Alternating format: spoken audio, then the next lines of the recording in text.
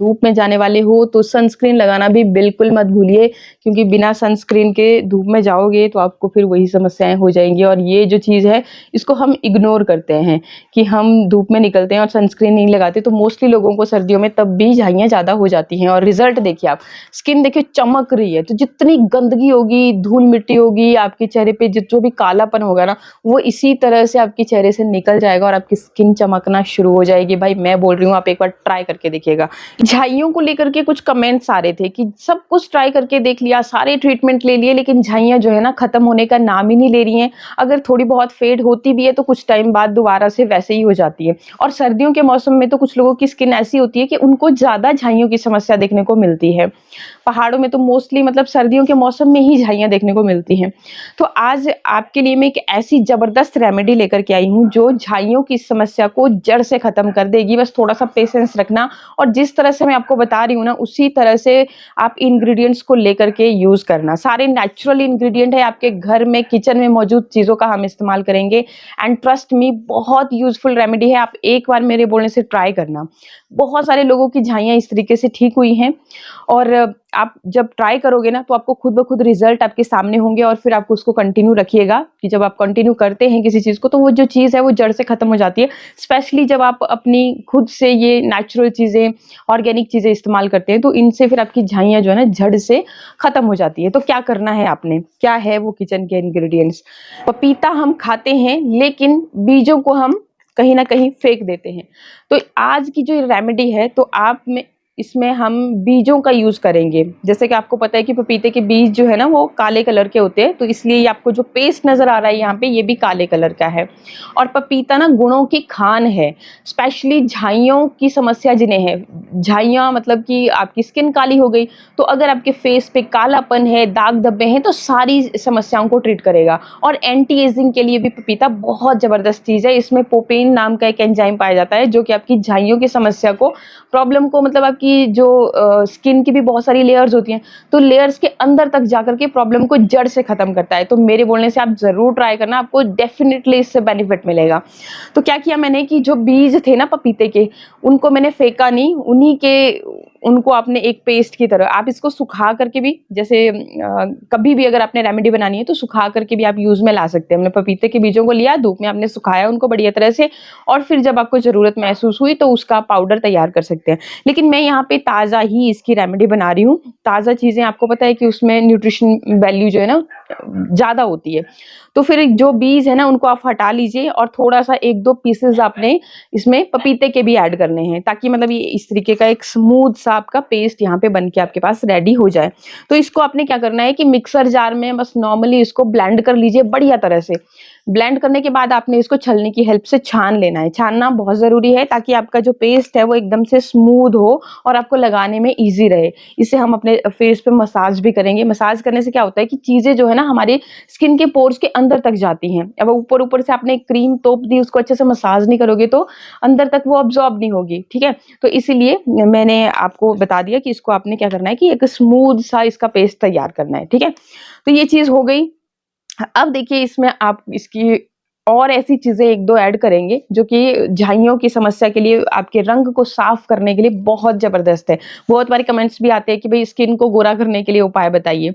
तो ये जो रेमेडी है, झाइयां मतलब कि कालापन है, तो अगर आपको रंग साफ करना है ना सच्ची में, तो आप इसको यूज कर सकते हैं। और गोरा होने का ये मतलब नहीं होता कमेंट्स का भी और बाकी मेरे यहाँ पे बोलने का भी कि आप काले से गोरे हो जाएंगे।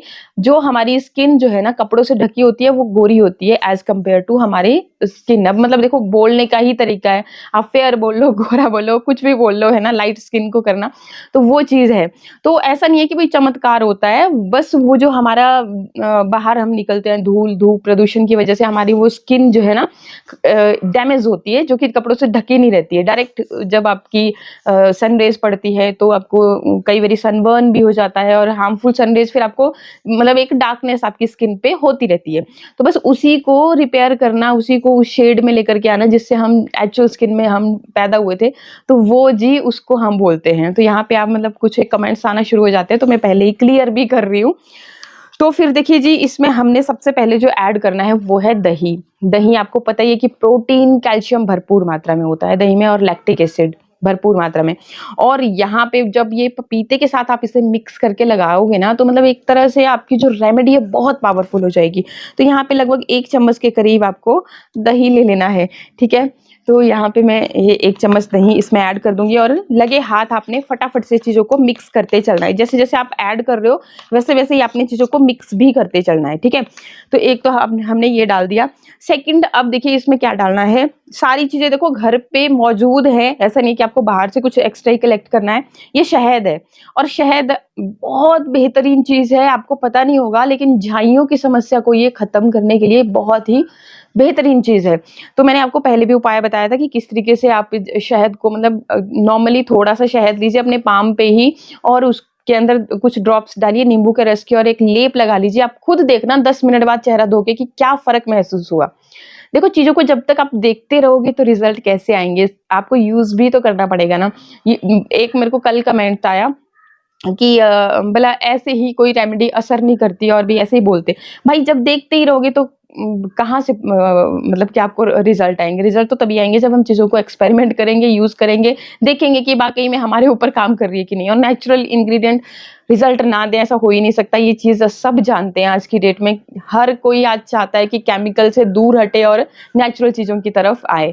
तो जी आप ये शहद अगर आप यूज़ ना करना चाहें, वैसे शहद बहुत बहुत गुणकारी चीज़ है झाइयों की समस्या के लिए भी। तो यहाँ पे लगभग 1 चम्मच की जितना आपने दही लिया था उतना ही आप इसमें शहद ऐड कर देंगे। ये देखिए, ये जो रेमेडी है ना ज़्यादा बन जाएगी, टेंशन मत लेना, इसको आप फ्रिज में स्टोर करके रख लेना। 3 से 4 दिन तक आप इसे रेगुलर यूज़ कर सकते हो। रेगुलर यूज़ करने का सिर्फ़ एक तरीका मैं आपको बताऊँगी। देखो जब भी आप कोई भी चीज़ अपने स्किन पे यूज़ कर रहे हो, तो रोज़-रोज़ उसको रगड़े ना। फेस को अपने बार-बार रगड़ना नहीं है। आपको मतलब कि बिल्कुल भी थोड़ा-सा भी पेन फ़ील नहीं होना चाहिए। जैसे अगर मैं अपने हाथ पे ऐसे-ऐसे ज़ोर-ज़ोर से रगड़ूँगी, तो थोड़ा-सा लगेगा मेरे को, है ना? दुखेगा। तो वो चीज़ नहीं होनी चाहिए। उससे होता है कि आपकी स्किन फिर पतली पड़ना शुरू होती है और बहुत ज़्यादा सेंसिटिव हो जाती है। फिर मतलब कि आप अगर बाहर धूप में भी जाओगे ना, तो आप बाकियों के कंपेयर में आपको जल्दी वो स्किन को डैमेज करना शुरू करेगा। वो तब होता है जब आपकी स्किन बहुत ही ज़्यादा सेंसिटिव हो जाती है। तो इसीलिए मैं आपको बोलती हूँ कि कभी भी अपने चेहरे को रगड़ो मत। फेस पैक लगाते हैं हम, बहुत सारे लोगों को आदत होती है कि भई स्किन पे बहुत ज़्यादा कालापन हो रखा है, पता नहीं भी कितना ज़्यादा असर हो जाएगा और वो फेस पैक लगाते हैं और उसको बार-बार ऐसे रगड़-रगड़ के उतारते हैं जब सूख जाता है। स्किन आपकी खिंचती है, रिंकल्स हो जाते हैं। तो इसलिए अगर आप रेमेडी को भी अप्लाई कर रहे हो, डेली कोई चीज़ अगर मान के चलो, अगर मैं अपनी बात बताऊँ ना, देखो बाकी दूर कहीं क्या जाना, इससे आप जल्दी रिलेट भी कर पाओगे। मैं बेसन का फेस पैक या फिर मतलब मैंने आपको बताया था पहले भी कि मैं साबुन फेस वॉश का इस्तेमाल नहीं करती चेहरा धोने के लिए। मैं मोस्टली जो नेचुरल चीज़ें होती है, कई बार मैं चावल का आटा ले लेती हूँ, कई बार मैं बेसन ले लेती हूँ, कई बार जो भी मेरे को मतलब जल्दी, या आटा ही ले लेती हूँ। तो चावल का आटा और बेसन बहुत अच्छे रिज़ल्ट देते हैं, मतलब जो भी अगर आप स्किन को लाइट करना चाहते हो तो। फिर क्या करती हूँ कि बस थोड़ा-सा उसमें दूध ऐड करके कई बारी शहद डालती हूँ, कई बार नहीं भी डालती हूँ। तो दूध ऐड करके उससे मतलब अच्छे से मसाज करती हूँ, जैसे हम नॉर्मली फेस वॉश करते हैं, तो उसी तरह से। तो जी देखो मैं डेली कर रही हूँ, तो कोई स्किन पे मेरे को कोई प्रॉब्लम नहीं है। आपके सामने यहाँ हर तरह के इंग्रीडिएंट्स को इस्तेमाल करती हूँ, आपके साथ शेयर करती हूँ, तो कोई ना स्किन सेंसिटिव होने की समस्या है, कोई भी समस्या नहीं है। तो मैं क्या करती हूँ कि भई ऐसे नहीं कि बड़ी-बड़ी ज़ोर से रगड़ना है, हल्के से मतलब जैसे हम नॉर्मली मसाज करते हैं अपने चेहरे को हल्के-हल्के से, रगड़ की तरह वो चीज़ नहीं होनी चाहिए। तो कोई दिक्कत नहीं होती। बस यही चीज़ का आपने ध्यान रखना होता है कि कोई भी चीज़ आप डेली लगाइए, लेकिन उसको उस तरीके से मतलब रगड़े ना, और ऐसी कोई चीज़ जो मतलब कि आपकी स्किन को डैमेज कर सकती है, तो उसको बार-बार ना लगाएँ। अब ये देखो बेसन बहुत ही नॉर्मल चीज़ है, दूध आपकी स्किन को निखारने का ही काम करता है, उसमें हल्का मतलब मॉइस्चर भी होता है, तो आपकी स्किन को मतलब प्रोटेक्ट करता है। सर्दियों के मौसम के लिए बढ़िया चीज़ है।